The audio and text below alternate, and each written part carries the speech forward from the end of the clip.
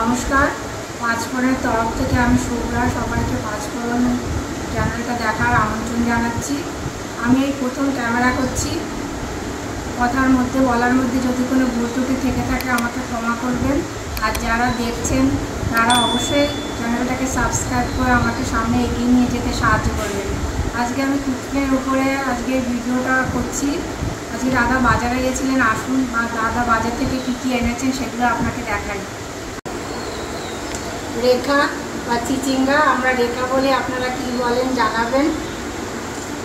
এটা হচ্ছে ঝিঙে, পটল, সুন্দর পটল এনেছে দাদা বাজার থেকে। এই যে উচ্ছে, টমেটোটা আমাদের খুব লাগে, আমরা প্রায় সবজিতে টমেটো দিয়ে খাই। তারপরে পাশের বাড়ি দিদি আমাদের আজকে এই শাক দিয়েছে, এটা হচ্ছে চাল কুমড়ো শাক।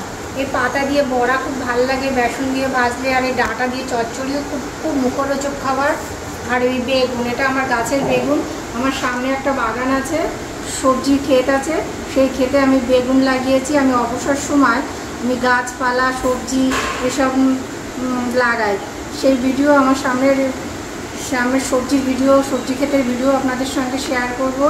আমার সেখানে অনেক কিছু গাছ লাগানো আছে। আর এই এনেছে কুমড়ো, এনেছে চেন্নাইয়ের কুমড়ো, খুব মিষ্টি এই কুমড়োটা, আর লঙ্কা।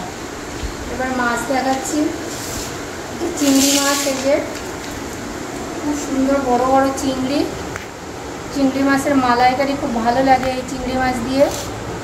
এটা বোয়াল মাছ, এটা গোটা বোয়াল মাছ কিনেছে দাদা, এটা গোটা বোয়াল মাছ এনেছে। বোয়াল মাছের পেটিগুলো খুব বেশ বড় বড়।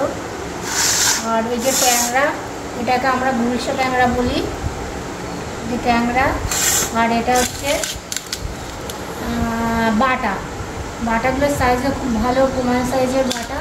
4টে বাটা, ট্যাংরা, আর এই বোয়াল মাছ, আর এই চিংড়ি মাছ। এই আজকে দাদা এসে বাজার করে এসছে। এরপরে আমি আজকে কী কী রান্না হবে, কী কী মেনু হবে, সেটা খাওয়ার টেবিলে আপনাদের সঙ্গে শেয়ার করব। আজকে লাঞ্চের থালিতে যা যা ছিল সেগুলো আপনাদের সঙ্গে শেয়ার করছি। এটা হচ্ছে চাল কুমড়ো পাতার বড়া, এটা খুব ভালো লাগে, বেসন দিয়ে আর কর্নফ্লাওয়ার দিয়ে এটা বেঁধেছি। আর এখানে মিষ্টি লবণ হলুদ দিয়ে খুব টেস্টি জিনিস। তারপরে করেছি চাল কুমড়ো আর চিংড়ি মাছ দিয়ে।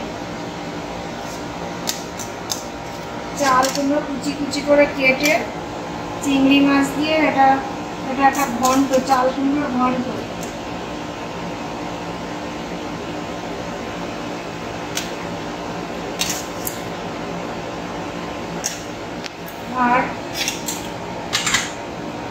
আর ডাল ছিল।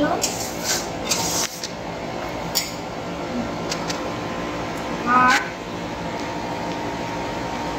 অনেকদিন বাটা মাছের ঝাল খাই না, আজকে বাটা মাছ এনেছে, ভাবলাম বাটা মাছের ঝাল করে, পোস্ত দিয়ে বাটা মাছের ঝাল আর ডাল, এই কটাই আর আজকে মেনু ছিল। বেশি আজকে রান্না করিনি, গরমে ভালো লাগছে না।